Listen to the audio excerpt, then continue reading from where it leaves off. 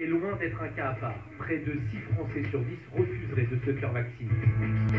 La France, pays de Pasteur, serait aujourd'hui aussi celui des anti-vaccins.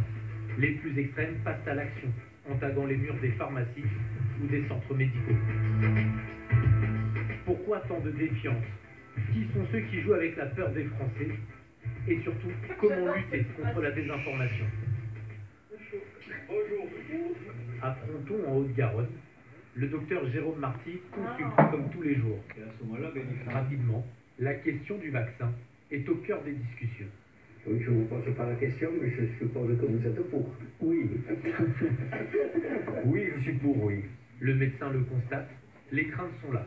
Ce qui est légitime, puisqu'on est face à un virus nouveau, un vaccin nouveau, une technologie nouvelle. Le généraliste est un personnage médiatique. Ses prises de position en faveur du vaccin sont connues. Ce qui lui vaut aujourd'hui d'être la cible de menaces. Certains lui promettent une balle dans la tête ou la pendaison. C'est des menaces de mort caractérisées, bien sûr. Des menaces de mort qu'on reçoit, soit par téléphone, par des gens qui se font passer pour vos patients, soit par Messenger ou en DM sur Twitter ou autre, des gens qui ont des profils anonymes qui viennent vous parler de façon en dit privé. Les auteurs de ces messages, reçus par plusieurs médecins, ne se cacheraient même pas. Comme Éric Régis Fioril, un farouche opposant au vaccin, une figure du complotisme en France, président autoproclamé du Conseil national de transition, ce groupuscule rêve de réaliser un coup d'État. Sur sa page YouTube, le septuagénaire compte 45 000 abonnés. Dans cette vidéo, il les appelait à tous se rassembler quelques jours avant Noël. Une grande manifestation pour tenter de renverser le gouvernement à laquelle nous nous sommes rendus. Premier constat, très peu de monde a répondu à l'appel. Deuxième constat, les leaders sont absents. Aucune trace d'Éric Régis Fioril, par exemple.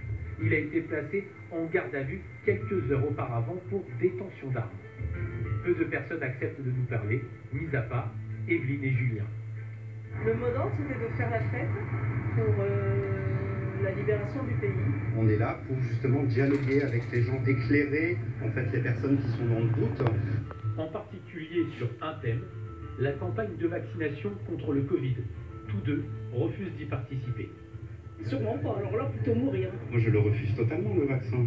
Comme justification, Evelyne avance un argument à peine croyable, mais bien connu des complotistes. Est-ce que vous avez remarqué que depuis, je ne sais pas, peut-être une quinzaine, vingtaine d'années, il y a énormément d'autisme qu'il n'y avait pas avant, hein? C'est tous ces vaccins qu'on impose. Moi, je pense qu'il y a de l'aluminium, il y a des saletés là-dedans. De nombreuses études scientifiques, dont celle-ci publiée en 2003 par l'Organisation mondiale de la santé, ont pourtant conclu qu'il n'existait aucune preuve de cause à effet entre vaccin et autisme. Julien, lui, soupçonne le gouvernement de tout faire pour, à terme, obliger les Français à se vacciner avec la complicité des médias. Les médias qu'on appelle mainstream, comme vous d'ailleurs, ont tous le même discours et on a l'impression aujourd'hui que ce vaccin, quoi qu'il arrive, il sera imposé.